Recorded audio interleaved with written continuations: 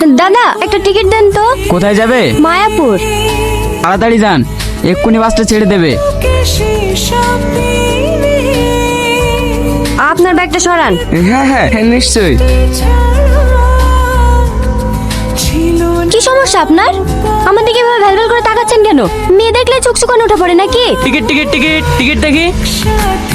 এটা তো এই বাসের টিকিট না। তাহলে আপনার বাসটা আমাদের বাসের একটু আগে বেরিয়ে গেছে।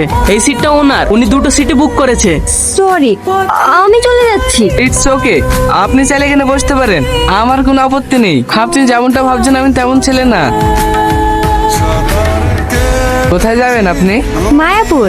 তাহলে তো ভালোই হলো, একসঙ্গে ট্রাভেল করা যাবে। আমিও ওখানেই যাচ্ছি। মায়াপুরের কোথায় যাচ্ছেন আপনি? জমিদার বাড়ি। জমিদার বাড়ি? কি হলো, জমিদার বাড়ির নাম শুনে হঠাৎ দাঁড়িয়ে গেলেন যে? ভয় পান নাকি? না না, ভয় পাই না। বড় সাহেবকে আমি অনেক শ্রদ্ধা করি।